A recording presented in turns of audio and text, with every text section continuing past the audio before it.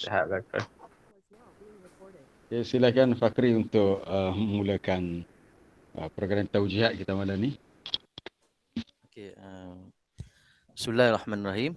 Alhamdulillah, terima kasih kepada Ustaz kerana sudi untuk luangkan masa pada malam ni. Jadi saya tak nak cakap panjang. Kita teruslah bagi kepada Ustaz untuk bagi taujihat kepada kami semua, insya-Allah. Tafadhal Ustaz. Baik, terima kasih kepada Fakri sebagai pengurusi dan sebagai penganjur lah. Dan ini dikira yang kali yang ketiga adalah. Kali ketiga. Bismillahirrahmanirrahim. Alhamdulillah wassalatu wassalamu ala Rasulillah wa ala alihi washabbihi wa mawalah. Rabbi syrah li sadri wa yassir li amri wahlul 'uqdatam min lisani yafqahu qawli, amma ba'd. Jadi tajuk kita malam ni berhubung dengan Al-Quran sebagai motivasi kita semua. Alhamdulillah kita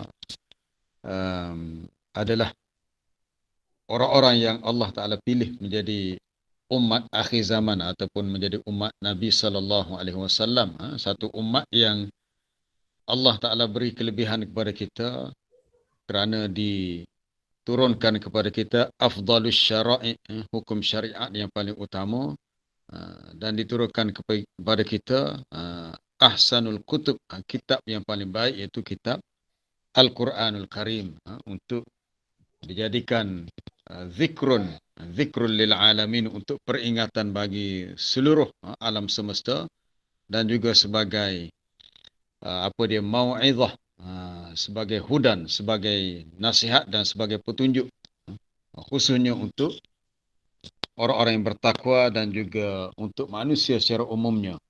Jadi pertamanya, apabila kita berbicara tentang Quran, kita kena faham maqasid. Quran diturunkan sebagaimana yang Allah Ta'ala sebut dalam ayat pertama surah Al-Furqan, Tabarakalladzi nazzala al-furqana ala 'abdihi liyakuna lil'alamina nadhira. Maha suci Allah yang telah menurunkan Al-Furqan, ini Al-Quran, supaya ianya menjadi nadhira, pemberi peringatan untuk seluruh alam.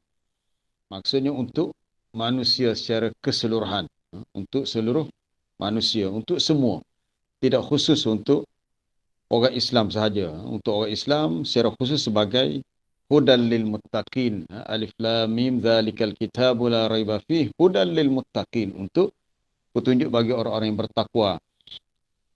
Itu secara khusus, secara umum untuk semualah. Syahrul Ramadan alladzi unzila fihi al-Quran hudan linnas. Bulan Ramadan yang diturunkan dalamnya Al-Quran, ianya sebagai petunjuk untuk manusia secara keseluruhan. Jadi kalau kita tak berusaha untuk mengambil petunjuk daripada Quran, petunjuk itu dia tidak akan datang secara, orang kata secara, kalau benda bulat, secara bergolek. Kalau yang nipis dia tidak datang melayang. Kita kena cari hidayah tu. Hidayah tu daripada Allah. Hidayah tu ada dalam Quran dan kita kena cari. Di sini yang kita nak fikir malam ni, untuk sama-sama kita muhasabah diri sendiri berhubung dengan sejauh mana hubungan kita dengan Quran dalam kehidupan kita, dan mampukah Quran itu menjadi sumber motivasi dan pemberi semangat untuk kehidupan kita sama ada dunia dan akhirat. Allah Subhanahu wa taala berfirman, A'udzubillahi minasyaitonir rajim. Inna hadzal Qur'ana yahdi lillati hiya aqwam wa yubashshirul mu'minina alladzina ya'maluna as-salihati anna lahum ajran kabira. Itu ayat yang ke-9 dari surah Al-Isra. Sesungguhnya Al-Quran ini memberi petunjuk kepada jalan yang ianya dikira aqwam, yang paling bagus, yang paling tepat, yang paling baik. Sekaligus memberi khabar gembira kepada orang-orang mukmin yang melakukan amalan yang saleh, bahawa bagi mereka ganjaran pahala yang besar. Inna hadzal Qur'ana yahdi lillati hi aqwam. Jadi kalau kita hidup atas dunia, kita nak hidup kita ni stabil, seimbang, lurus, sentiasalah kita menjadikan Quran sebagai pembimbing kita, sebagai petunjuk kita. Sebab itu fungsi dia itulah. Jadi kalau kita tidak jaga hubungan kita dari sudut kita punya ta'amul, interaksi kita tidak lengkap. Mungkin kita hanya setakat baca, dengar, tapi usaha untuk mentadabbur, memahami intisari Quran, apatah lagi untuk melaksanakannya dalam kehidupan, untuk menghayati tak berlaku, maka tak lengkap. Dia lengkapnya kena semua sekali. Kita diperintahkan untuk baca, betul. Sebagaimana dalam ayat, utlu ma uhiya ilaika minal kitab wa aqimis salah. Bacalah apa yang telah diwahyukan kepada kamu daripada kita, ini kita Al-Quran, dan dirikanlah salat. Ataupun dalam ayat lain, watlu ma uhiya ilaika min kitabi rabbik, dan bacalah apa yang diwahyukan daripada kitab Tuhanmu. Jadi perintah baca ada. Kemudian datangnya perintah untuk mendengar Al-Quran. Sama ada, ialah kalau kita baca, kita dengarlah. Sebab kita baca, maka telinga kita akan dengar ayat yang kita baca dengan suara kita. Ataupun kita mendengar daripada orang lain, maka adabnya kita perlu diam. Wa idza quri'al Qur'an fastami'u lahu wa ansitu la'allakum turhamun. Dan apabila dibacakan Al-Quran, maka hendaklah kamu mendengarnya. Fastami'u maknanya hendaklah kamu dengar dengan cara beri perhatian. Sebab ayat itu mari dengan kalimah fastami'u, bukannya fasma'u. Fastami'u maknanya al-istima'u, dengar dengan beri perhatian. Fastami'u lahu, itu adabnya. Kemudian adab yang kedua, wa ansitu, diam. Mudah-mudahan dengan cara tadi, la'allakum turhamun, mudah-mudahan kamu dirahmati. Itu cara kita nak berinteraksi dengan Quran. Bila kita mendengar daripada bacaan orang lain, kita diam dan kita cuba fahami. Kita orang Melayu, betul lah kita orang Melayu, kita bukan orang Arab. Quran ni dalam bahasa Arab. Jadi kalau kita tak ada asas bahasa Arab ataupun tak ada pendedahan langsung tentang bahasa Arab, mungkin payahlah. Kita nak faham, kita kata walaupun tak faham keseluruhan, kita faham sedikit sebanyak. Sekurang-kurangnya sedikit sebanyak kita boleh faham. Tapi Alhamdulillah, antum semua dah ada pengalaman dulu belajar di Ma'had Muhammadi lelaki, dah ada pendedahan bahasa Arab seawal tingkatan 1 lagi. Kemudian masing-masing dah bila masuk universiti pilih apa dia bidang pengajian yang dipilih dan juga profession pekerjaan yang dipilih. Tapi asas bahasa Arab tu antum dah ada dah lah. Dah pernah melaluinya masa pengajian di peringkat sekolah menengah. Jadi sama ada kita sambung peringkat universiti bahasa Arab ataupun pengajian akademik yang lain, tapi yang pentingnya asas bahasa Arab tu sudah ada dan sekurang-kurangnya boleh membantu kita untuk faham Al-Quran. Itu penting.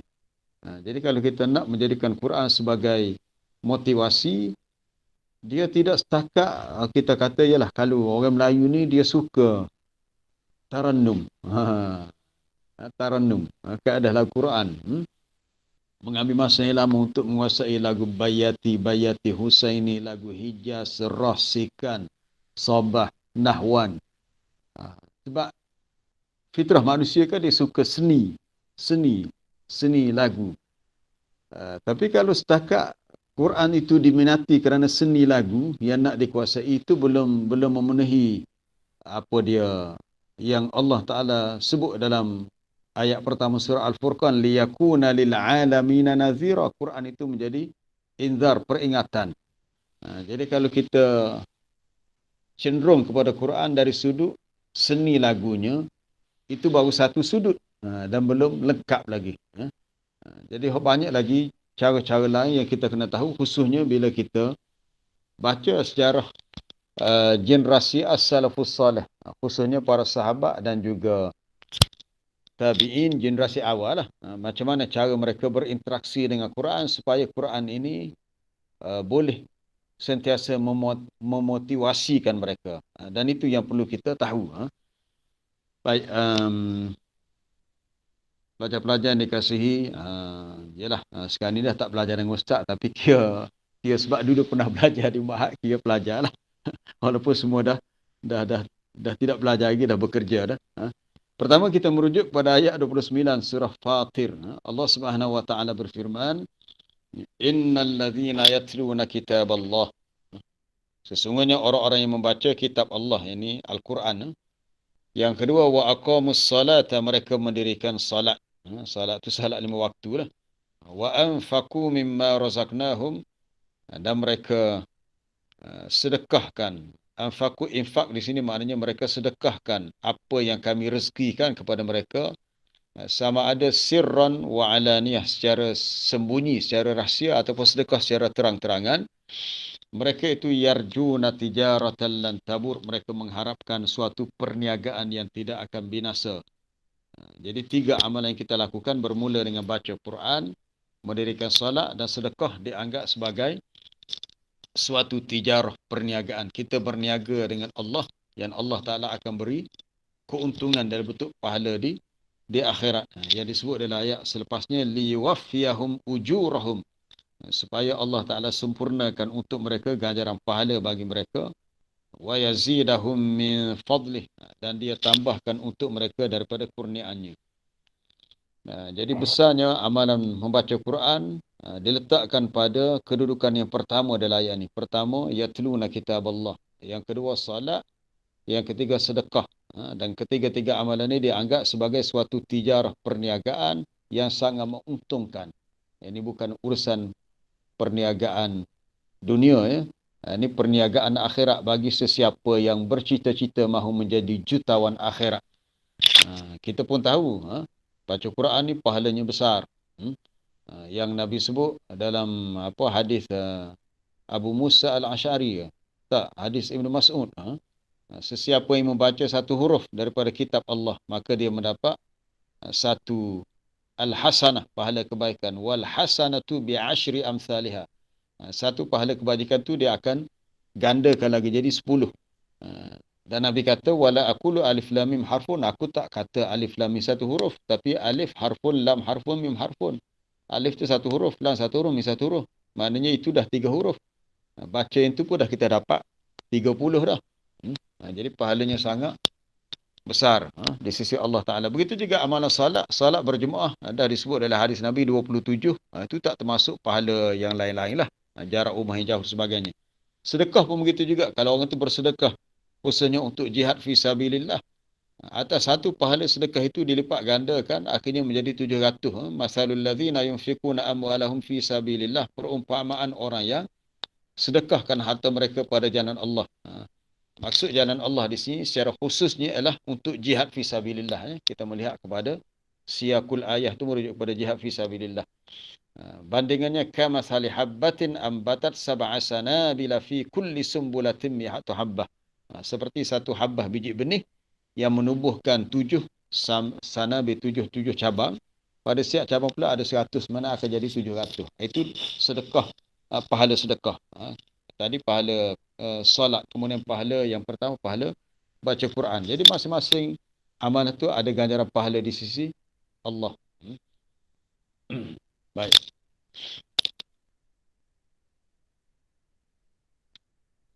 Dalam tafsiran ayat ini, Ibnu Katsir menjelaskan pahala yang besar, ganjaran yang melimpah ruah. Kerana Allah Ta'ala menyebut mereka itu yarjuna tijaratan lan tabur, mengharapkan perniagaan yang tidak akan rugi. Sesuatu yang kita harap di sisi Allah ni sesuatu yang pasti. Mana bila kita mengharapkan daripada Allah sesuatu, dia adalah harapan yang waqi', yang benar-benar berlaku, bukannya harapan yang palsu. Harapan yang benar-benar berlaku. Bila Allah Ta'ala menyatakan yarjunya, mereka mengharapkan, harapan mereka itu akan menjadi kenyataan. Begitu juga dalam hadis-hadis Nabi banyak disebut kelebihan, keutamaan Al-Quran dan pembacanya. Begitu juga kelebihan orang yang belajar dan mengajar Al-Quran. Dan pahala mereka yang mengamalkannya, semuanya akan diberi ganjaran.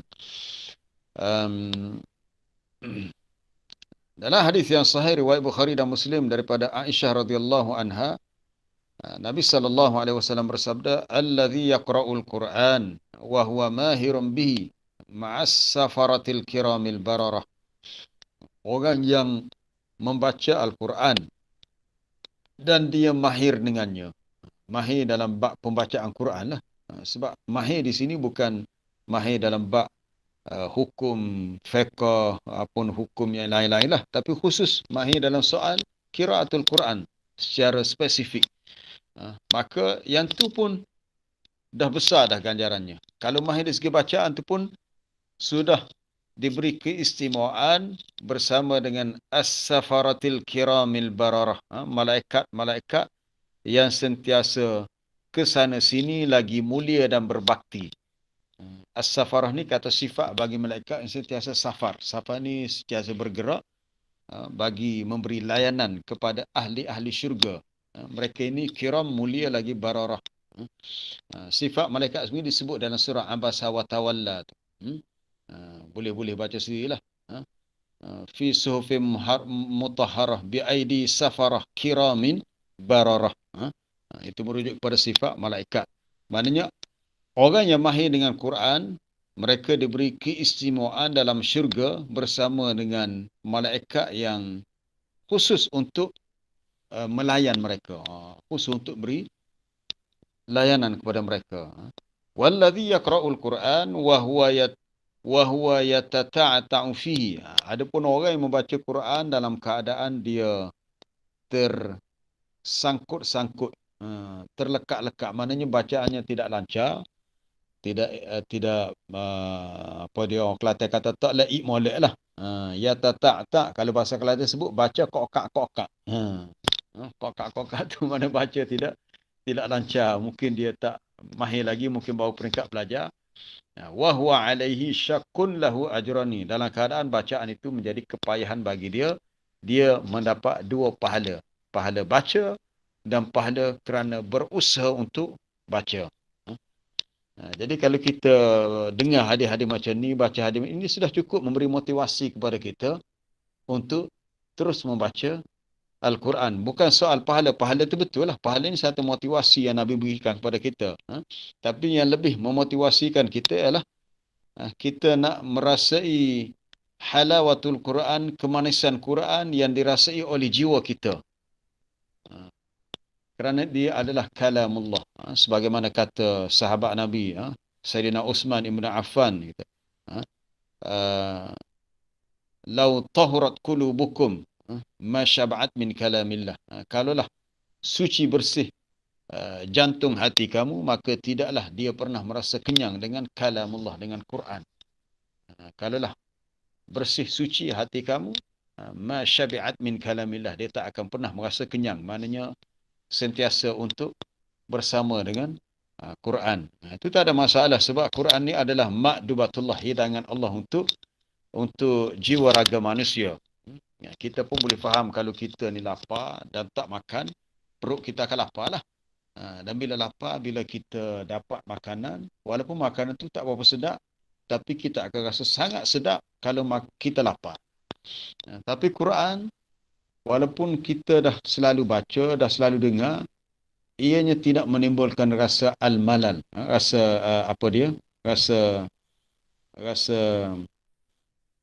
kejemuan, rasa as-sa'amah, rasa bosan tu tak ada. Apatah lagi kalau dibaca dengan elok, dengan baik, dan pembacanya pula adalah orang yang memiliki hati yang khusyuk, maka terasalah keindahan Quran itu sampai ke dalam hati kita. Itulah yang pentingnya kita ni kalau nak benar-benar merasa kesan Quran adalah hidup kita, itu kita kena usahakan hati kita ni biar ada sifat kita panggil al-qalbul khasyik, hati yang khusyuk. Khusyuk bukan sahaja diperlukan dalam solat, kita nak solat kita khusyuk. Bahkan kita dengan Quran pun kita nak khusyuk juga. Allah Ta'ala membuat bandingan ataupun perumpamaan. Lau anzalna hadzal Qur'ana ala jabalin la ra'aitahu khashi'an mutasaddian min khasyatillah. Kalaulah kami turunkan Quran ini ke atas jabal. Jabal ni bukit ataupun gunung. Tapi sebenarnya tak berlaku begitulah. Quran ni turun kepada manusia, bukan turun kepada bukit. Sebab tu ayat tu dimulakan dengan lau. Kalaulah Quran ini kami turunkan ke atas bukit bukau gunung ganang. La ra'aitahu khashi'an, nescaya engkau ya Muhammad melihatnya dalam keadaan khusyuk. Dia pun rasa takut kepada Allah. Lalu jadilah dia mutasaddian, hancur luluh. Mutasaddi', tasaddu' maknanya insyaqqa, dia jadi pecah hancur kerana min khasyatillah, takutkan Allah. Jadi kalau setara bukit yang besar pun reti takut kepada Allah. Jadi sangatlah tidak patut kalau manusia yang kecil sangat. Kita ni kalau nak bandingkan sahih bukit, jauh lah. Besar bukit. Tapi bukit yang besar tu pun reti takut kepada Allah. Begitu juga Allah Ta'ala membuat bandingan apa dia? Tentang kisah Bani Israel yang keras hatinya ni, sebab kita nak kaitkan macam mana Quran itu boleh memotivasikan kita setelah hati kita menjadi khusyuk. Jadi kalau hati itu masih keras, dia tak akan timbul perubahan dalam hidup, walaupun kita ni dah selalu setiap hari ialah masa antum belajar di sekolah daripada tingkatan 1 ya, istimewanya belajar di sekolah-sekolah agama Yik ni daripada tingkatan 1 sampailah tingkatan 5, kalau yang masuk tingkatan 6 pun ada suatu maddah yang mustaqillah, satu subjek yang khusus itu Quran. Kalau berbanding dengan sekolah menengah kebangsaan biasa, Quran ni hanya ada sebagai satu tajuk dalam subjek pendidikan Islam. Pendidikan Islam tu dia adalah bahagian masalahnya Quran. Tapi untuk sekolah-sekolah agama ni, Quran ni satu maddah yang mustaqillah, satu subjek yang berasingan. Ada guru yang khusus untuk subjek itu. Tingkatan 1 ini sukatannya, tingkatan 2 lain sukatannya, tingkatan 3, tingkatan 4 untuk SMU lain pula. Kena hafal surah Yasin, surah Al-Mulk.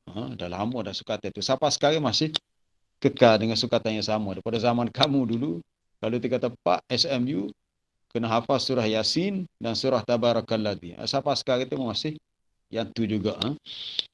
Begitu juga tingkatan 5 dan tingkatan 6 bagi pelajar yang ambil STAM pun dia ada subjek khusus Quran dan tajwid.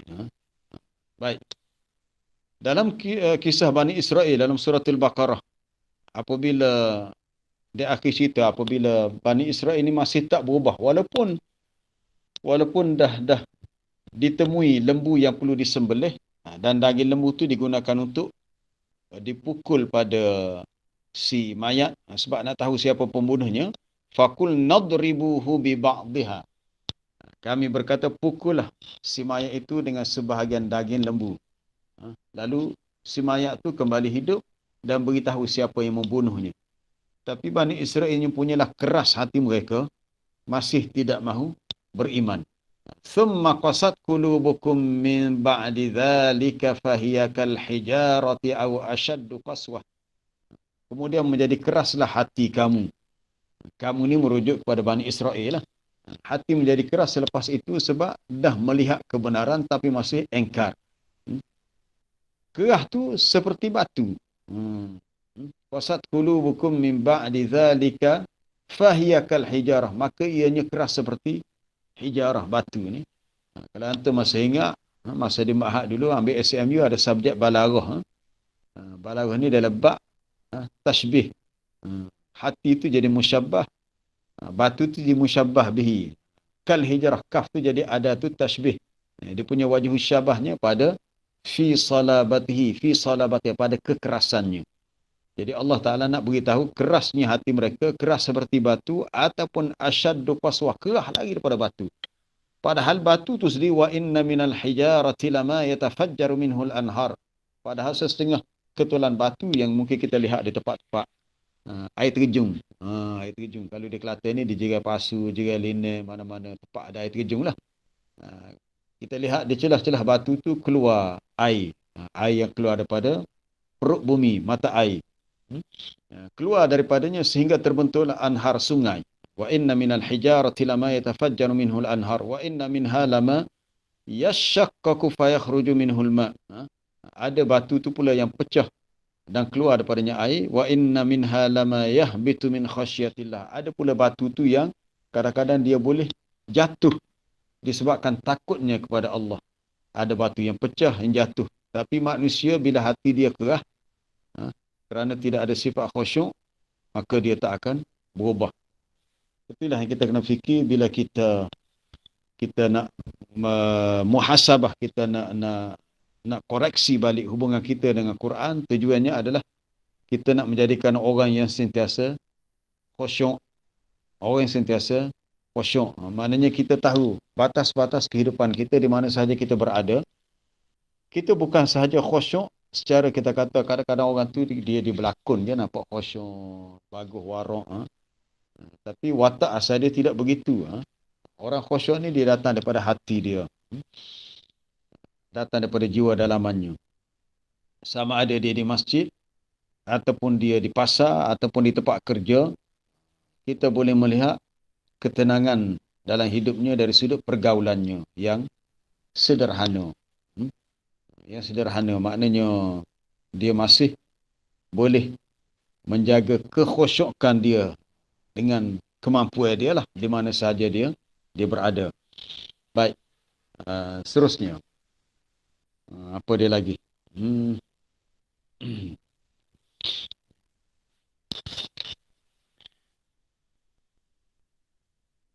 Nabi SAW bersabda, ini adalah bab hasad dengki.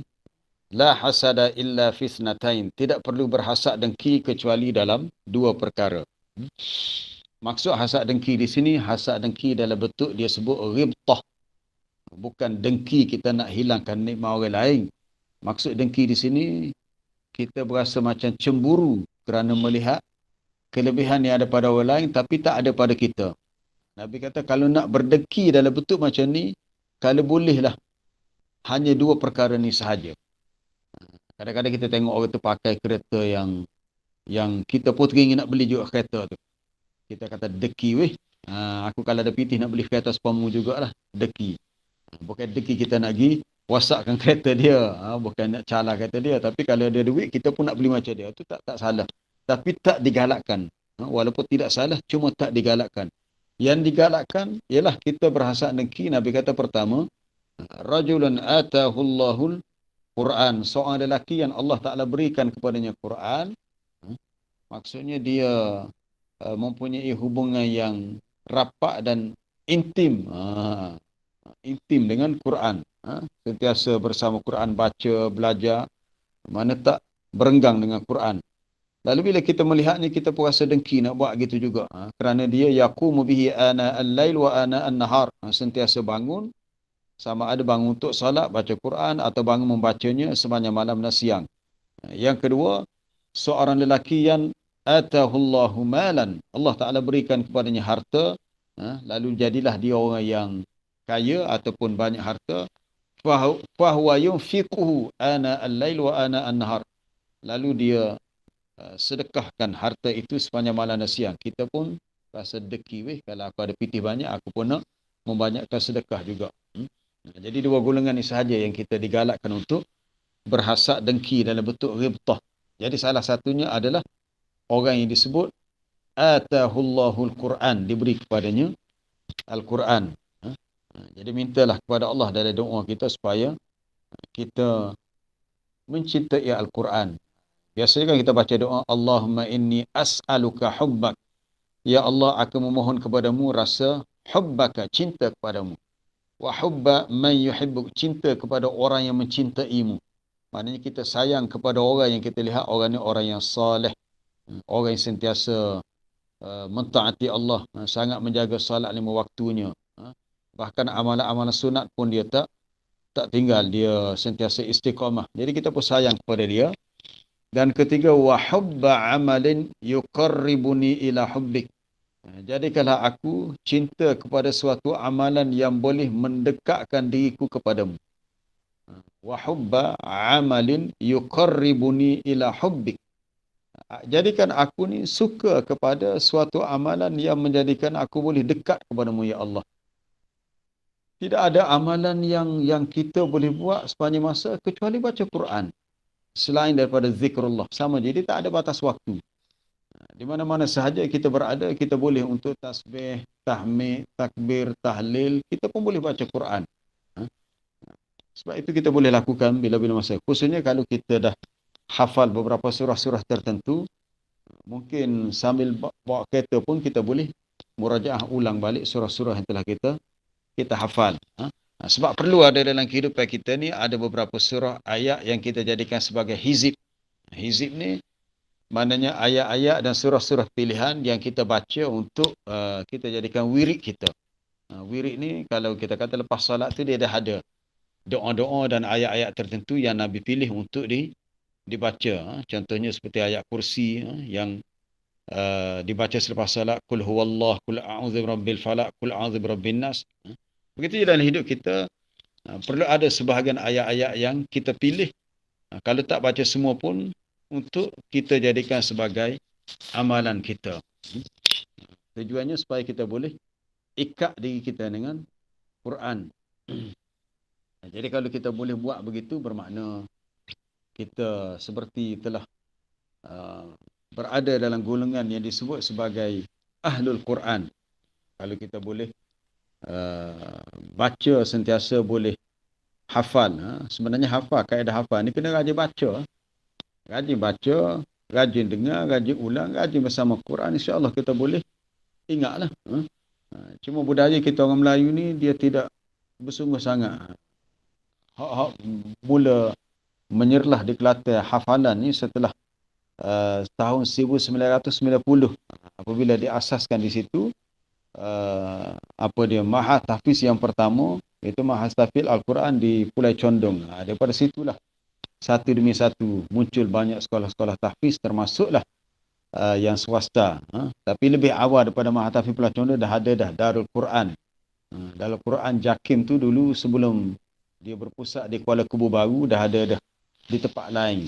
Kemudian dia berpindah ke Kuala Kubu Baru di Selangor.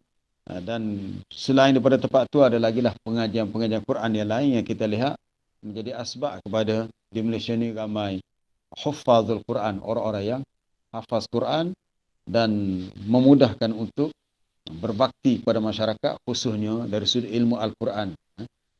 Yang Nabi sebut khairukum man ta'allama al-Qur'ana wa 'allamah. Orang yang paling baik di antara kamu adalah orang yang belajar Quran dan kemudian mereka mengajar Quran. Setelah belajar mereka mengajar. Allamal Quran, ta'allamal Quran wa 'allamah. Belajar dan mengajar. Jadi kita kena ada cita-cita. Walaupun antum semua mempunyai profession yang berbeza, mungkin ada yang bekerja sebagai doktor, ada sebagai jurutera, mungkin ada peguam, mungkin bekerja sendiri, pensyarah. Tapi yang pentingnya kena ada cita-cita apa yang khidmat yang kita boleh buat untuk untuk berbakti kepada masyarakat dari sudut ilmu Quran. Sama ada kita mengajar Quran, sama ada kelas tu formal tidak formal ke, ataupun kita menulis tentang apa-apa yang berkaitan dengan ilmu Al-Quran, atau apa sahaja yang kita boleh buat. Tapi yang pentingnya ada usaha kita berkhidmat untuk Al-Quran. Untuk kita berkhidmat dengan Al-Quran. Ataupun kita buat, mungkin kalau antum kerja di pejabat, sebagai, kata saya ni, alumni Ma'had Muhammadi lelaki. Minta kebenaran dengan bos kalau setiap pagi boleh buat 5 minit, 10 minit, program tazkirah. Ambil satu ayat. Ambil satu ayat. Apa tajuk yang kita nak sentuh pagi tu. 5 minit, 10 minit cukup dah. 5 minit pun tak apa dah. Sebagai motivasi pagi yang kita boleh ambil kandungan motivasi kita tu daripada Quran. Selain daripada apa yang telah Ustaz sebut tadi, banyak lagi lah hadis-hadis yang lain ataupun ayat-ayat yang apabila dirujuk kata sebenarnya dah cukup sangat dah boleh memberi suatu tasjid, galakan, boleh untuk kita jadikan sebagai galakan untuk motivasikan kita. Di antaranya adalah hadis yang berbunyi, hadisnya hadis yang sahih, majtama'a qaumun fi baitin min buyutillah. Tidaklah berkumpul, ijtima', berkumpulnya suatu kaum ataupun satu kumpulan manusia di mana-mana bait, mana-mana rumah atau mana masjid daripada masjid-masjid Allah, Mana mereka berkumpul dengan tujuan yatluna kitab Allah, membaca kitab Allah. Ini baca untuk belajar lah. Kerana disebut selepas tu yatadarasunahu bainahum. Mereka saling bertadarus, saling mempelajari. Mempelajari ini sama ada saling membetulkan bacaan satu sama lain kalau ada yang salah silap, ataupun saling memberikan apa-apa yang mereka tahu tentang ayat yang dibaca. Apa yang mereka nak sebut. Jadi orang yang buat begitu, nescaya nazalat alaihimus sakinah, turunlah rasa sakinah, ketenangan kepada mereka. Wa ghasyiyatuhumur rahmah, mereka diliputi dengan rahmat. Wa haffathumul malaikah, mereka diteduhi, dipayungi oleh malaikat. Wa dzakarahumullahu fi man indah, dan Allah Taala menyebut orang-orang sebegini di sisi malaikat yang di langit. Maksudnya Allah Taala berbangga dengan orang sebegini. Man batta'a bihi amaluhu lam yusri' bihi nasabuhu. Sesiapa yang amalannya lambat. Batta'a. Orang Kelantan kata betak. Orang Kelantan ni sebenarnya banyak dah guna kalimah Arabnya. Muni buat kerja betak lah. Betak tu maknanya senyap, lambat. Bahasa Arab kata batta'a. Batta'a bihi amaluhu. Sesiapa yang dilambatkan ia oleh amalannya. Maksudnya, kalau Quran tu orang lain dah ingat 2-3 juzuk, dia baru nak ingat satu muka surat. Lambat. Maka tidaklah kelambatan itu dapat dipercepatkan oleh nasabnya. Lam yusri' bihi nasabu. Maksudnya, keturunan tu tidak mempengaruhi apa-apa fadilat kelebihan daripada kita. Kalau seseorang tu berbangga dengan nasab, dia kata saya ni keturunan sekian ni. Tak. Walaupun dia asal-usul keturunan dia hebat-hebat, tapi amalan dia tu bukan atas faktor keturunan, tapi atas usaha dia sendiri. Termasuklah dalam bab Quran. Baik, ada satu kisah menarik di sini yang Ustaz boleh kaitkan dengan masalah keturunan tadi.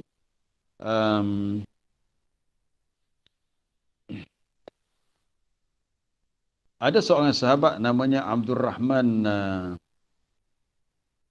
Ibnu Abza Al-Khuzai, di mana dia ni menguasai sejumlah ilmu agama dan ilmu periwayatan hadis daripada Nabi. Padahal ketika itu Abdul Rahman bin Abza ni masih kanak-kanak lagi. Dan dia ni pernah menjadi seorang budak hamba yang dimiliki oleh Nafi'. Dia pernah menjadi budak hamba, kemudian lepas tu dimerdekakan. Dia kalau merdeka tu dia panggil maula.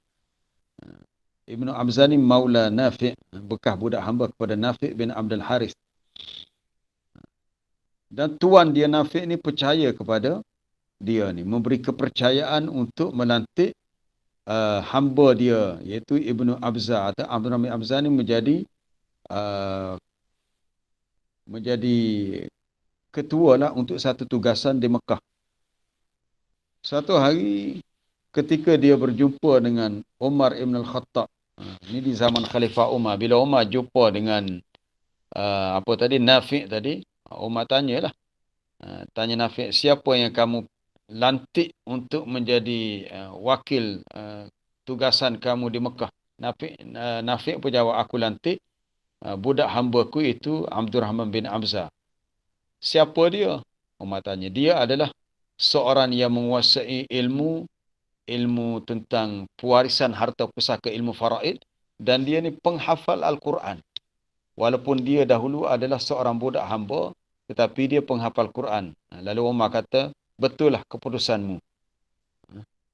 Kerana Nabi pernah bersabda, Inna Allah yada'u bihadzal kitabi aqwaman wa yada'u bihi akharin. Allah Ta'ala mengangkat darjat kedudukan setengah kaum dengan sebab kitab Al-Quran ini. Walaupun dia ni orang yang kita kata orang tak pedulilah, tak cara ke dia. Dulu berstatus hamba. Kalau kita orang Kelantan kat jenis orang duduk kampung jauh, ataupun orang tak hirau pada dia dengan sebab dia ni asalnya orang yang miskin. Tapi dengan sebab kelebihan Quran yang ada pada dia, Allah Ta'ala angkat kedudukannya. Dan Allah Ta'ala merendahkan kedudukan yang lain juga dengan sebab Quran, dengan sebab dia meninggalkan Quran. Kemudian dalam kisah yang lain, Abdullah bin Mas'ud. Kisah-kisah ni sengaja Ustaz bawa nak beri motivasi pada kita lah. Abdullah bin Mas'ud ada 5 orang anak murid. 5 orang pelajar dia ni memiliki kecacatan pada tubuh badannya, mana cacat fizikal. Salah seorangnya namanya Ubaidah, yang kedua namanya Masruq. Masruq ni kalau kita baca dalam kitab tafsir kan banyak dinukilkan pendapat daripada Masruq. Dia ni salah seorang murid kepada Abdullah bin Mas'ud. Kemudian yang ketiga Alqamah. Dan yang keempat Syuraih. Yang kelima Al-Haris. Jadi semua mereka ni ada kecacatan fizikal. Sama ada pada anggota badan, ada yang bongkok, ada yang pincang ataupun tempang, ataupun dia punya mungkin sebelah kakinya kudung. Tetapi mereka ni adalah para ulama, orang-orang berilmu yang dihormati di zaman tabi'in. Kenapa? Kerana mereka ni menghafal Al-Quran. Tu dia punya kelebihannya. Menghafal Al-Quran, mereka mempelajarinya ya semasa mereka masih muda, kemudian mereka mengajarkan Quran kepada yang lain. Itulah hebatnya. Jadi kedudukan mereka ditinggikan. Kita melihat contoh yang lain semasa berlaku peperangan Uhud. Peperangan Uhud zaman Nabi, ramailah sahabat-sahabat yang menjadi syuhada, mati syahid dalam peperangan Uhud. Kerana suatu tragedi yang berlaku tu boleh baca sendirilah.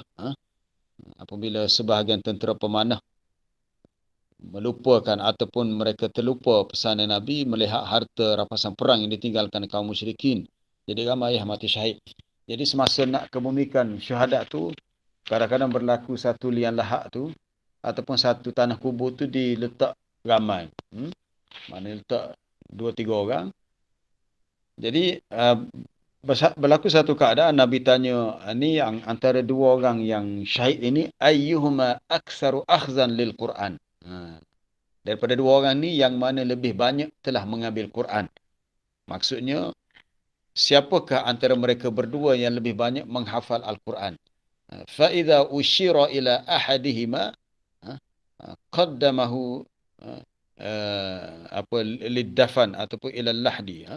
Apabila diisyaratkan bahawa orang ni yang ni dah hafal 5 juzuk, ni sikit, ni baru 2-3 juzuk, maka yang lebih banyak hafalannya diberi penghormatan untuk diletakkan lebih awal dalam liang lahat ataupun untuk dikebumikan. Hak lain tu menyusul lepas tu. Jadi setara tu penghormatan masa dikebumikan, walaupun dua-dua tu adalah syuhada, mati syahid. Begitu juga kita melihat penghormatan diberikan kepada Ahlul Quran apabila Nabi SAW meletakkan kriteria orang yang lebih baik bacaan Quran, dialah yang lebih layak jadi imam. Itu daripada hadis Abi Mas'ud Al-Ansari Al-Badri. Bukan Ibnu Mas'ud ni, Abi Mas'ud ni orang lain. Abi Mas'ud Al-Ansari. Dia beritahu Nabi SAW bersabda, ya ummul qawma aqra'uhum li kitabillah. Ya ummul qawma, hendaklah mengimamkan suatu kaum, satu kumpulan masyarakat yang lebih aqra', yang lebih qari dari sudut pembacaan Quran. Ada ulama khilaf, maksud aqra' ni apa dia? Sama ada yang al-ahsanu tilawatan atau al-aktsaru hifzan, yang lebih baik bacaan atau yang lebih banyak hafalan.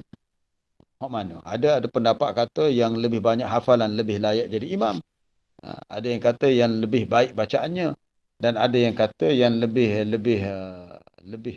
faqih, lebih faham hukum-hukum dalam Quran. Itu khilaflah dalam kalangan ulama untuk faham maksud aqra'uhum, yang lebih aqra'. Baik, seandainya mereka ni sama-sama bagus bacaannya dan sama-sama banyak hafalannya, fa in kanu fil qira'ati sawa'an fa a'lamuhum bis sunnah. Jika mereka itu sama dari sudut bacaannya, sama-sama elok, maka yang lebih tahu tentang hadis-hadis Nabi, tentang sunnah Nabi. Fa in kanu fis sunnati sawa'an fa aqdamuhum hijratan. Jika mereka sama-sama tahu tentang sunnah, yang lebih awal berhijrah. Ini zaman-zaman Nabi dululah. Zaman kemudian tak timbul soal hijrah tu. Dan sekiranya mereka ni sama-sama berhijrah, maka barulah dilihat yang lebih fa akbaruhum sinnan, yang lebih tua usianya. Jadi hak lebih tua tu duduk yang keempat dia. Maknanya faktor yang keempat, hak lebih tua tu. Mungkin kita pergi ke masjid, hari tu kebetulan imam yang betulkah tak ada. Kemudian adalah seorang anak muda yang baru umur mungkin belasan tahun tapi belajar sekolah tahfiz dan dia boleh baca dengan baik. Maka dialah yang lebih layak naik jadi imam, menggantikan imam yang sepatutnya hadir tak dapat hadir. Mungkin ada orang lain yang lebih dewasa. Tapi kriteria meletakkan yang lebih baik bacaan lebih layak jadi imam, bukannya lebih tua. Hak tua tu jatuh nombor 4. Itulah. Nabi pesan begitu.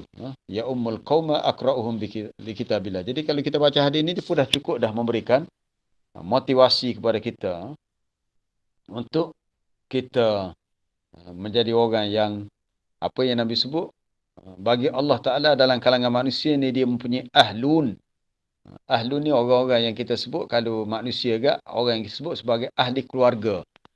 Orang-orang yang hampir dan dekat dengan Allah. Lalu sahabat tanya siapakah mereka itu? Man ahlullah. Siapakah mereka itu? Iaitu ahlul Quran hum ahlullah wa khassatuh. Ahlul Quran ni adalah mereka merupakan ahli Allah. Ahli Allah. Kalau kita terjemah dengan keluarga tu mungkin kurang tepat sebab keluarga ni dia ada hubungan nasab, hubungan pertalian darah. Maksud keluarga sini orang yang lebih dekat dan hampir dengan Allah. Orang yang ada hubungan yang lebih dekat dan hampir dengan Allah, mereka lah ahlullah wa khassatuh dan orang-orang yang dapat kedudukan yang lebih khusus di sisi Allah atas kelebihan yang mereka miliki.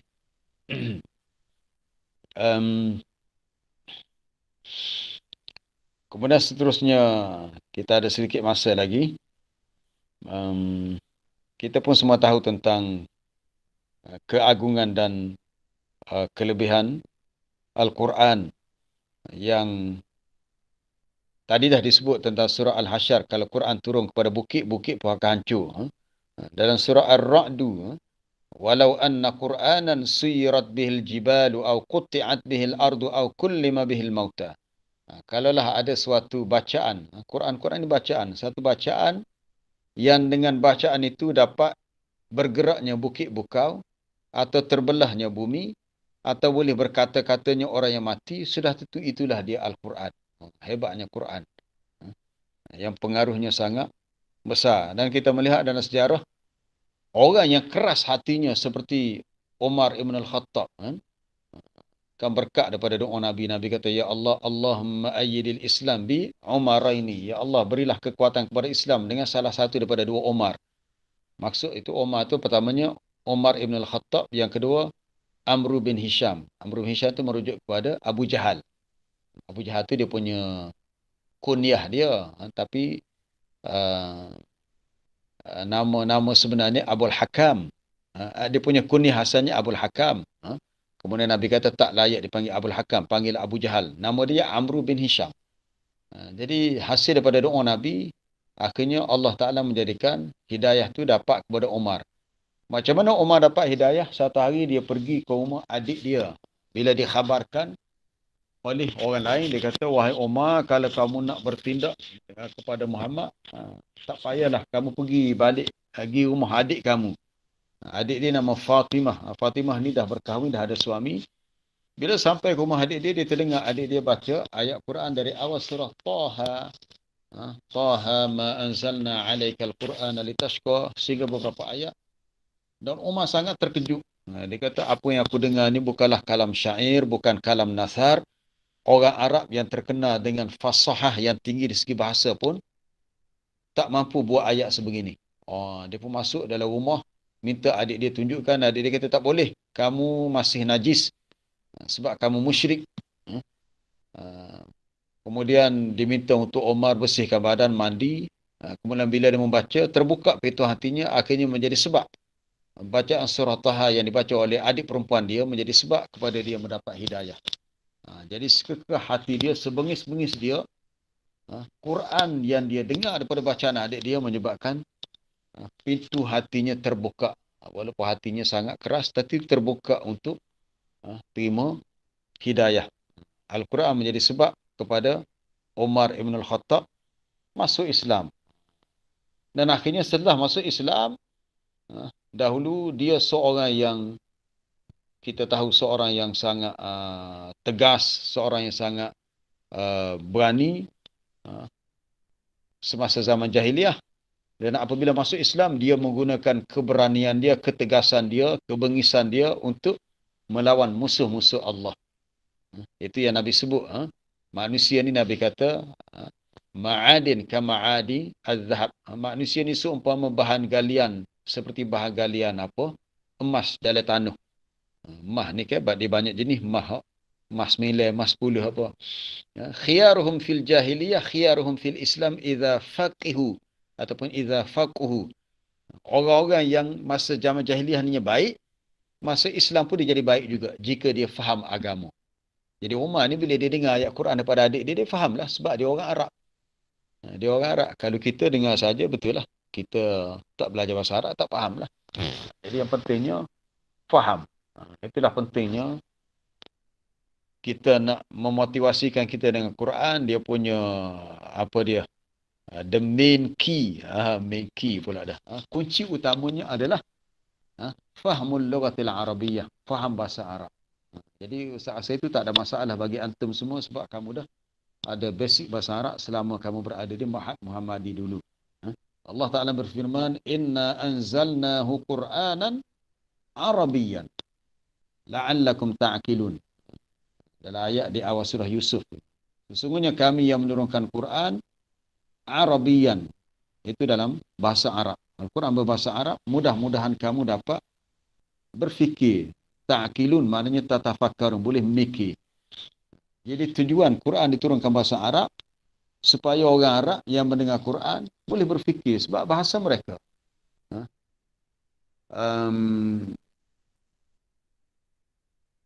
Kalaulah Quran tu tidak bahasa Arab, sedangkan Nabi Muhammad ni orang Arab dan orang keliling bahasa Arab, apa berlaku? Timbul masalah. Walau ja'alnahu Qur'anan a'jamiyan, kalaulah kami jadikan Quran ini dalam bahasa A'jam, bahasa A'jam ni bahasa bukan Arab lah. Lalu orang Arab berkata, laula fussilat ayatuh a'jamiyun wa arabi.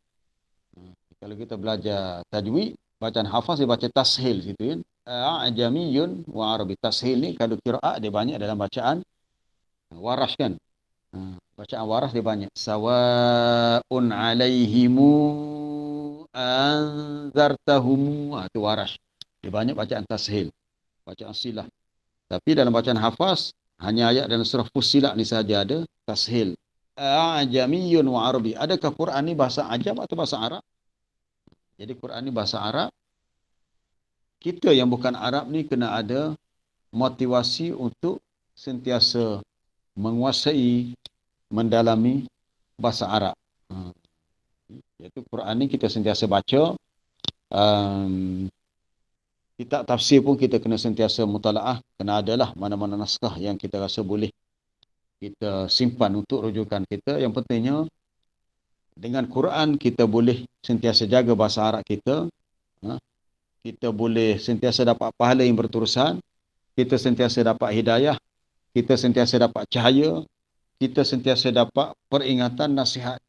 Yang bila kita rasa jiwa kita keras, kita buka Quran untuk membacanya. Kita bangun di waktu malam. Kita cuba contohi orang-orang yang hebat dengan Quran seperti Abu Bakar As-Siddiq. Seminggu ataupun beberapa hari sebelum Nabi wafat kan, Nabi pesan supaya Abu Bakar menggantikan dia jadi imam. Tapi Aisyah kata, ya Rasulullah tak boleh, ayah aku ni seorang yang raqiqul qalb, rajulun raqiqul qalb, hati dia ni hati yang sangat mudah tersentuh. Bila dia baca Quran, apabila dia baca Quran saja, ghalabahul buka, maka dia akan dikuasai oleh tangisan. Abu Bakar hatinya sangat lembut. Kita pun tahu Abu Bakar ni orang yang Nabi sendiri mengakui iman dia sangat hebat. Dan iman dia kalau nak bandingkan dengan seluruh umat, memang hebat iman dia lagi. Jadi atas kekuatan iman itulah dia sangat tersentuh dengan Quran. Aisyah kata ayah dia ni Abu Bakar ni kalau baca Quran dia mudah menangis. Tapi tetap Nabi suruh Abu Bakar juga jadi imam. Bahkan Nabi SAW sendiri, kita baca dalam hadis, bila Nabi bangun salat waktu malam, Aisyah kata, ka'anna fi sadrihi azirun ka'aziril miljar. Nabi bangun salat malam, dia baca ayat yang panjang, seperti terdengar dalam dadanya bunyi azir ini, bunyi macam air gelegok, air panah gelegok dari kendi tu. Gelegok. Ha? Sebab apa? Sebab menangis teresak-esak. Ngisok teriak sampai setara tu. Itulah contoh yang sangat hebat ditunjukkan oleh Nabi kita sallallahu alaihi wasallam, oleh para sahabat, yang kalau kita baca kisah-kisah mereka sebenarnya dah lebih mencukupi untuk memberikan motivasi dan semangat supaya kita boleh sentiasa bersama dengan Quran. Dan akhir sekali, yang Ustaz boleh tambah, kita perlukan kepada suatu environment yang kondusif untuk memotivasikan diri dengan Quran. Apa maksud persekitaran yang kondusif? Kalau kita berada dalam kalangan orang-orang yang kita lihat dia baca Quran, kita pun ingin nak baca Quran juga. Kita lihat dia boleh baca comel sedap, kita pun usaha nak baca juga. Kita dengar dia boleh tiru bacaan apa dia. Mungkin ada kawan kita ni minat tiru, dia boleh tiru bacaan Syekh apa dia, Mahir Mu'aikili, imam di Masjidil Haram. Yang ni pula minat kepada bacaan apa dia, mungkin Imam Madinah atau mana-mana Qori yang lain lah. Timbul keinginan kita pun nak tiru juga. Tapi kalau kita tidak berada dalam persekitaran, dalam environment yang sebegitu, mungkin motivasi itu tak kuat untuk kita lebih kuat hubungan kita dengan Al-Quran. Dan pastikan bahawasanya Quran dengan kehidupan kita jangan terpisah. Orang kata umpama lagu, irama dan lagu tak akan terpisah. Umpama ikan dengan air, dia tak boleh terpisah. Ikan ni kalau terpisah sekejap daripada air, dia melompat keluar, dia akan gelepar. Sebab dia tak boleh duduk atau boleh berada di luar air. Sebab dia tidak bernafas dengan hidung, dengan insan. Itu ikan. Dia mesti duduk dalam air. Kita tak boleh, kita duduk dalam air sebentar, kita akan lemah, kita mungkin akan mati lemah. Kita hanya boleh menahan nafas ketika dalam air.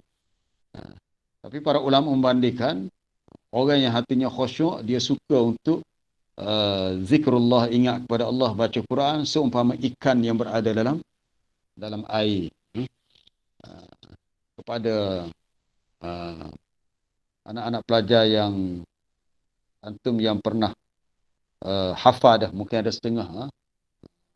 Fakri dulu mana Darul Quran tak?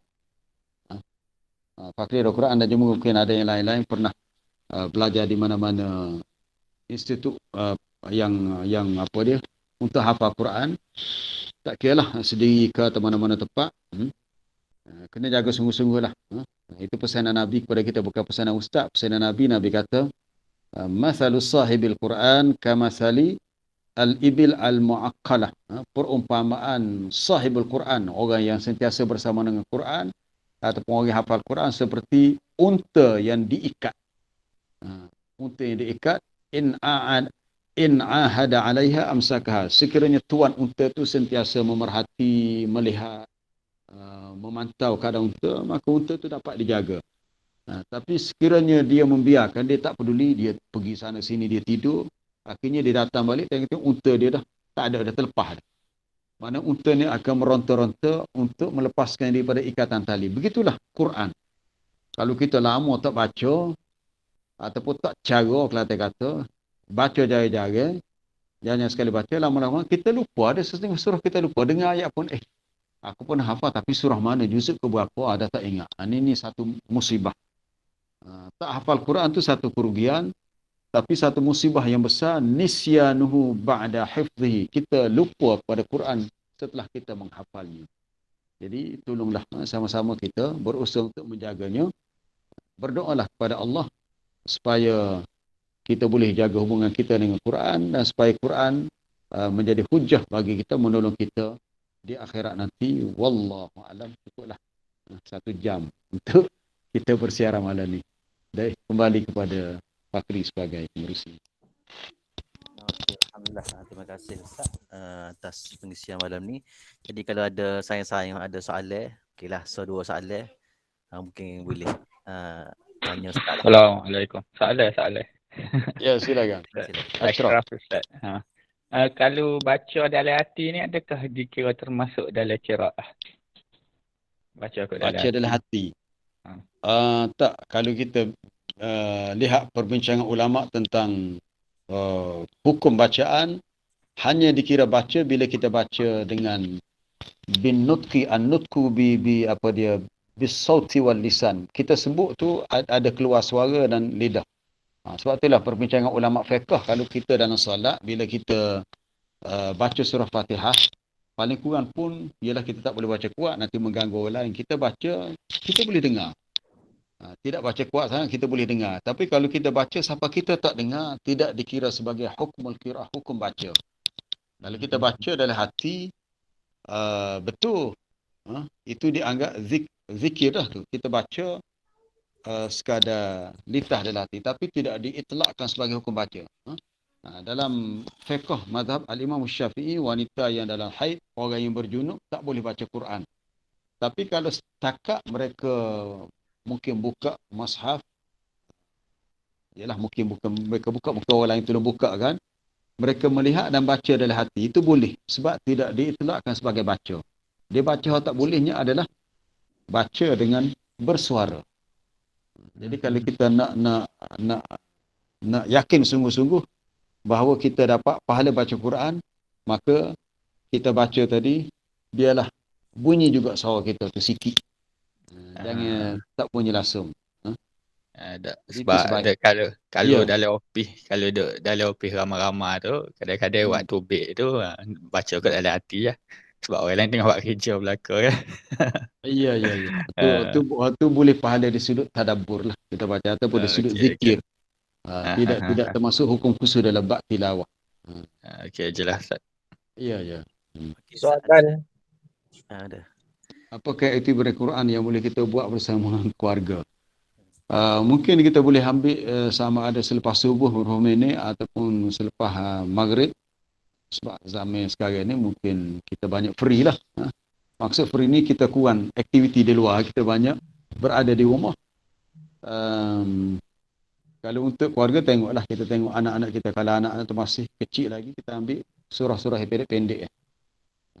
Surah yang pendek-pendek. Kalau anak-anak tu mungkin boleh baca sendiri pun, kita boleh beri tugasan untuk mereka baca dulu, semak bacaan mereka secara bergilir. Kemudian kita sebagai keluarga, kita bagilah sedikit penjelasan tentang mafhum ayat dan apakah istinbat pengajaran kita boleh ambil dan untuk kita tatbikkan ataupun kita laksanakan dalam kehidupan kita. Okey, Ustaz. Assalamualaikum warahmatullahi wabarakatuh. Ya, salam. Ya, silakan. Saiful Islam. Ya. Ada dua soalan agak berat ni Ustaz. Boleh bertanya? Berat sama mana? Tanya dulu. Pertama, dia kebanyakannya bila kita memakai gelaran Al-Hafiz ataupun Fas ni, maksudnya ialah perbahasan bahawa Hafiz tu sebenarnya mukri ke apa semua tu perkara kedua lah. Kadang-kadang ni ada budak, maksudnya mereka segan nak mengaku dia ni daripada tahfiz. Seolah-olah bebanan Al-Hafiz tu besar dan paling menjadi kata apa ni, dia takut ada juga hal jenis balik kuih terus tak daripada Hafiz zaman ngajinya, bila alam kerja masuk universiti berubah culture shock lah. Jadi seolah-olah zaman Hafiz tu dah berlalu, dia dah jadi orang lain dah. Dengan tak sengaku Hafiznya, dengan masalah berubah wataknya. Itu soalan pertama. Soalan kedua, berat sikit. Bila Ustaz menyebut tentang keturunan, okey, berkenaan dengan apa darjat dinaikkan bila mana kita menghafaz Al-Quran, itu salah satu daripada kaedah ataupun jalan Allah mengangkat sesuatu darjat. Akan tetapi Ustaz, contohnya satu darjat yang memang dikurniakan Ustaz. Contoh macam wilayatul sultan. Kedudukan maqam sultan.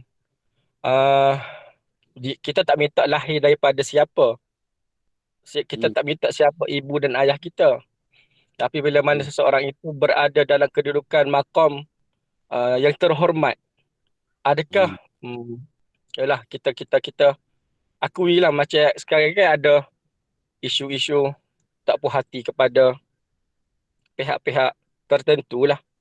Maksudnya ada terlampau VVIP, ada isu-isu mengaitkan tentang layak tak sebenarnya dia tu berada di makam sultan, sehingga berlaku kata apa ni, kita memburuk-burukkan.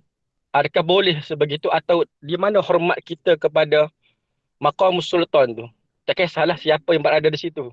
Sama ada dia Ahmad ke, sama ada dia ni Ibrahim ke, sama ada dia ni Ismail ke. Ini ni soalan Nana Ustaz. Agak berat lah. Ya. Okay. Itu pula Terima Ustaz, kasih kepada Saiful Islam ni. Saya Ustaz, insyaAllah. Maaf Ustaz. Tak apa. Baik, tentang gelaran Al-Hafiz. Itulah yang pentingnya, nombor satu sekali kita kena ada keikhlasan yang sepenuhnya. Kena ada an-niyatul khalisah. Bila kita belajar Quran ataupun kita ada niat untuk hafal Quran, kita jangan meletakkan tujuan kita nak kepada title kita disebut Al-Muqri, orang yang boleh baca Quran, Hafiz, orang yang hafal Quran. Itu bagi kita itu tak penting. Tapi yang lebih utama adalah kita dapat merasai nikmat hidup bersama dengan Quran. Jadi soal gelaran Al-Hafiz ni bukan menjadi agenda utama lah. Jadi kalau orang tak sebut Al-Hafiz pun kita tak terasa hati lah. Kadang-kadang setengah orang tu sebab dia Hafiz, jadi bila dalam majlis apa tak disebut akhir Al-Hafiz, dia masa kecil hati pula. Tak apalah, tak sebut. Kalau ikut tradisi ilmu Islam, Al-Hafiz ni sebenarnya orang yang hafal hadis sebenarnya. Kalau kita belajar ilmu mustalah hadis, Al-Hafiz ni merujuk kepada orang yang hafal hadis. Seperti gelaran Al-Hafiz Ibn Hajar Al-Asqalani rahimahullah. Orang yang hafal beribu-ribu hadis. Tapi dalam uruf masyarakat Melayu, Al-Hafiz ni orang yang hafal Quran. Dalam masyarakat Arab tak perlu sebab kebanyakan mereka dah memang hafal Quran dah. Jadi kalau tak sebut Al-Hafiz memang hafal dah. Jadi ini kembali kepada persoalan niat kita. Jadi kalau soal berubah tadi, soalan tadi tentang berubah. Dulu baik, sekarang ni dah kurang baiknya. Bukan jahat, cuma dah berubah. Itulah pentingnya motivasi. Kalau kita bila ikat diri kita dengan Quran, kita baca Quran, kita kena ingat Quran ni sebagai suatu cermin untuk kita tilik diri kita. Kita ni tak nampak diri kita ni setara mana, muka kita ni ada apa, kecuali kita duduk depan cermin. Kita pun nampak, rupanya pada badan aku ni ada gini-gini, pada muka aku ni begini. Jadi Quran ni seperti seolah cermin yang dengan Quran kita boleh tengok di mana kelemahan, kecacatan dan kekurangan kita untuk kita perbaiki. Jadi sebabnya kalau berubah tadi, seorang tu kena perlukan seseorang untuk nasihat. Sebab tu pentingnya agama ni nasihat. Kalau kita ambil contoh ginilah, dalam Quran ni ada satu ayat berapa ni? Dalam surah Al-A'raf, ayat 175. Watlu alaihim naba'alladhi atainahu ayatina. Bacakan kepada mereka berita orang yang kami berikan kepadanya ayat-ayat kami. Dalam tafsir disebut orang ni namanya Bal'am bin Ba'ura, seorang tokoh ulama di zaman Bani Israel yang alim dengan isi kandungan kitab Taurat. Tapi sayangnya fansalakha minha, dia telah melucutkan diri daripada ikut hukum dalam Taurat. Asalnya dia ni alim baik, tapi oleh kerana dia lebih mengutamakan dunia, fa'atba'ahu syaitan pun mengikurinya. Fakana minal ghawin, maka jadilah dia termasuk orang yang sesat. Allah Ta'ala beritahu, walau syi'na la rafa'nahu biha. Kalau kami kendaki, kami boleh meninggikan kedudukannya dengan ilmu dalam kitab Taurat yang dia dah pelajari.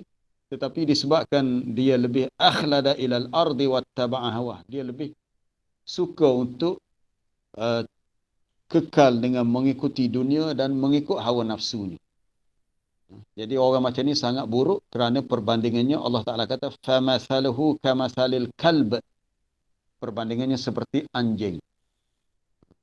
Jadi kalau ada di antara kita yang dah belajar Quran, kemudian malu kalau sebut sebagai Al-Hafiz walaupun dia dah hafal, lepas tu dia berubah tidak hidup sebagai akhlak seorang hafiz Quran. Ayat ni sepatutnya jadi motivasi ya. Orang yang sengaja nak mengenepikan diri pada Quran, itulah kalau kita baca ayat ni perbandingannya buruklah. Seperti Allah Ta'ala kata kamasalil kalb. Cerita ni tentang orang alim zaman Israel, tapi kita kena faham dalam tafsir dia ada kaedah disebut al-ibratu bi umumil lafzi la bi khususi as-sabab. Kaedah usul tafsir sebut pengajaran daripada ayat adalah berdasarkan kepada umum lafaz, bukan kepada sebab khusus tu ayat. Jadi walaupun ayat ni berkenaan dengan seorang yang alim di zaman Bani Israel, tapi pengajaran juga untuk kita. Janganlah kita yang dah belajar Quran, tiba-tiba kita lepas tu jauh daripadanya sehingga berubah tidak seperti mana yang dahulunya. Kemudian tentang nasab tadi. Sejauh mana kalau seseorang tu dah ditentukan dia berada dalam kedudukan sebagai VIP, VVIP, kita menghormati dia dengan kedudukan dia, atas kedudukan dia. Itu perlu dihormati, perlu. Orang yang jadi ketua perlu dihormati. Bahkan dalam Islam, kalau kita terima wakil daripada pihak lain, wakil itu adalah daripada pihak bukan Islam, pun kita kena hormati sebab mereka dianggap sebagai al-wufud, al-wafdu, wakil. Wakil ni sebagai ketua bagi, ataupun dalam bahasa sekarang disebut sebagai, apa dia kita panggil, duta. Sebagai duta lah. Kan negara kita banyak pejabat kedutaan daripada negara-negara luar, termasuklah negara bukan Islam. Jadi kita kena hormati mereka dengan kedudukan mereka tadi. Sama juga kalau orang tu dah ditakdirkan dia duduk pada kedudukan tu, soal kita tak puas hati tu, kita kena guna saluran yang betul untuk sampaikan rasa tak puas hati tu. Dia kena ada adab-adab dia. Ada cara-cara dia. Jadi soal nasab betul lah. Manusia ni Allah Ta'ala ciptakan tidak sama nasabnya. Cuma bagi orang yang telah dipilih dengan kehendak Allah, ditakdirkan dia berada pada tempat tu, mungkin kalau diberi pilihan pun mungkin dia kata dia tak sih, dia kata jadi gini. Setengah itu dia kata tidak ada privacy, tak bebas. Kadang-kadang kita tengok orang-orang setengah VIP, selebriti, dia rasa hidup dia terkongkong. Dengan sebab dia menjadi public figure. Betul. Jadi perhatian ramai. Dia gimana-mana orang kenal, jadi rasa tak bebas. Bahkan kalau VIP ni dia kena ada bodyguard pula. Kita orang biasa macam kita kan bebas nak pergi kedai ke. Tak ada orang cara peduli. Tak ada orang sibuk-sibuk nak selfie ke apa dengan kita. Kan senang kita rasa bebas. Mungkin dia orang ni rasa macam tu. Adakah seronoknya hidup kalau bebas daripada kongkong dan gelaran tadi. Cuma nisbah pada kita je lah. Kita beri penghormatan dengan sekadarnya atas kedudukan mereka. Cuma kalau ada apa-apa kita tak puas hati, tak setuju dengan tindakan mereka yang kita lihat, tak kena, tak betul, tak salah sebagainya, mereka juga perlu dinasihati, tapi ikut saluran yang betul. Perlu dinasihati, itu kaedahnya dinasihati. Janganlah kesalahan mereka menyebabkan kita memberontak, membenci melampau-lampau, sebab manusia ni boleh berubah. Manusia boleh berubah.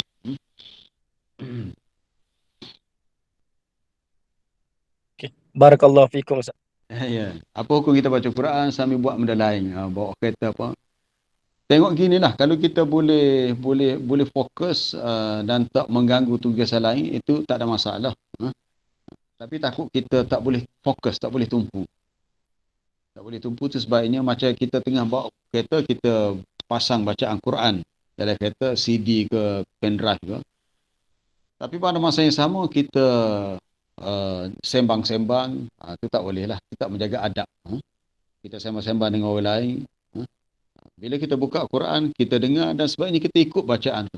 Kalau kita nak murajaah, atau kita kena fokus.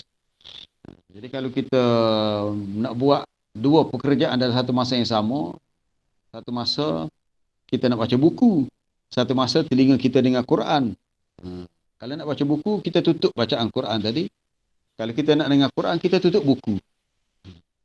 Kita hanya buka Quran dan dengar ayat yang dibaca oleh qari yang kita pasang bacaan dia. Itu lebih baik. Itu dikira lebih lebih baik dan dikira lebih beradab. Tidak mungkin seorang tu boleh buat dua perkara dalam satu masa yang sama. Ma ja'alallahu li rajulin min qalbayni fi jawfih. Dalam ayat kelima surah Al-Ahzab. Allah Ta'ala tidak menjadikan dalam jawf, dalam rongga badan seseorang manusia, min qalbain, dua hati. Maksud dua hati, seorang manusia tidak akan dapat buat dua pekerjaan dalam satu masa yang sama. Jadi kalau nak baca Quran, bacalah. Kalau nak buat kerja lain, buatlah.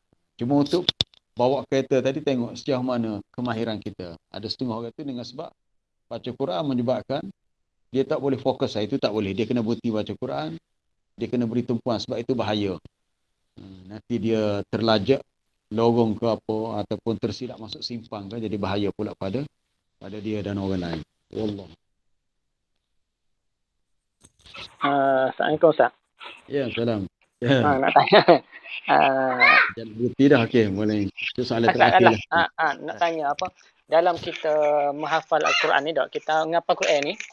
Ya. Perlukah kita mengulangi dia tu, maksudnya kita perlu ingat dia tu untuk selama-lamanya ke macam mana, ataupun adakah kalau kita teringat dia tu, adakah menjadi kesalahan lah kepada kita? Sebab ada orang kata tu, setengah orang bila kita mengapal Al-Quran, kamu teringat dosamu, jadi seolah-olah tidak akan menimbulkan, tidak menggalakkan orang untuk nak hafal Quran lah, sebab tak takut lah. Benda takut jadi kita teringat ke tak kita. Ya, bagus, soalan itu bagus. Ini satu perkara yang menjadi salah faham sebenarnya. Salah faham. Ada hadis dalam riwayat Abu Daud tu. Nabi sebut kalau Ustaz baca mafhum dia. Dia bentangkan amalan umatku dan aku melihat semuanya mahasinuha wa masab, baik buruknya. Maka di antara amalan baik yang sekecil-kecil, kalau seseorang tu membuang kekotoran dalam masjid, maka diberi pahala untuknya. Dan aku melihat sebesar-besar kesalahan antara ialah seseorang yang telah diberi kepadanya Quran, kemudian dia melupakannya. Jadi masalah lupa di sini kena ingat. Lupa, adakah lupa yang disengajakan atau lupa yang tak disengajakan? Maksud disengajakan, seseorang tu dia dah belajar Quran, dia dah hafal Quran, kemudian akhirnya dia tak peduli. Orang Kelantan kata tak cara. Mungkin sampai 2-3 bulan langsung tak buka Quran, tak baca Quran, tak ulang kaji. Itu salah. Itu memang salah.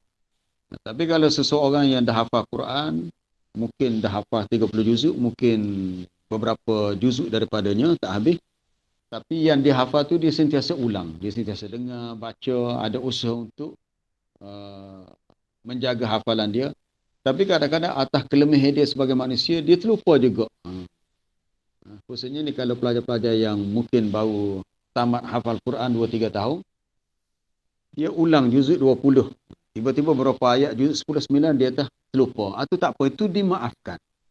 Nak faham? Itu dimaafkan. Sebab kelupaan tu berlaku bukan disengajakan.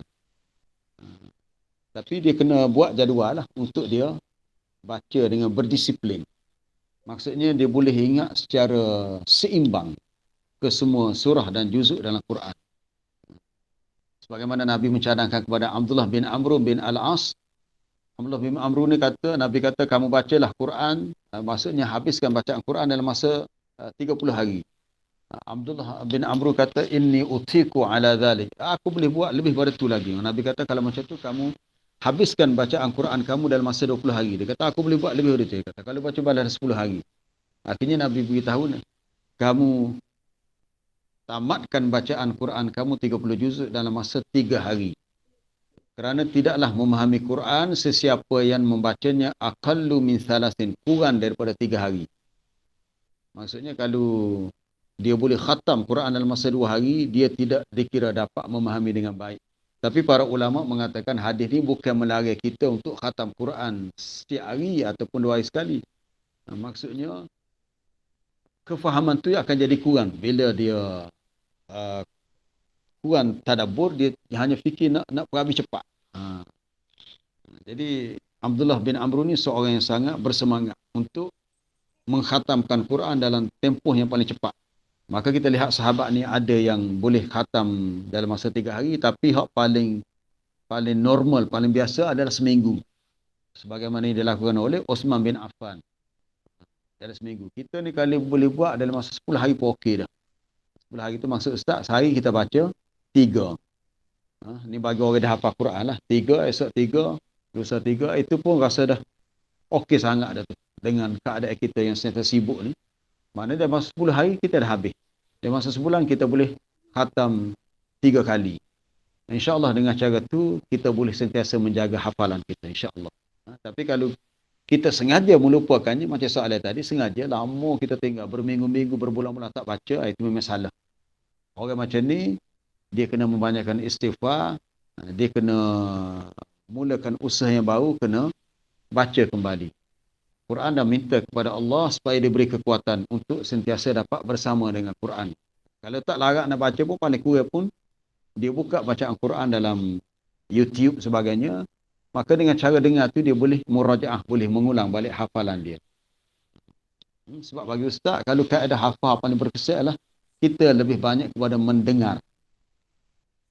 Contohnya kalau di negara Arab, Ustaz jumpa banyak di Mesir lah. Di Mesir, ramai penghafal-penghafal Quran orang yang buta.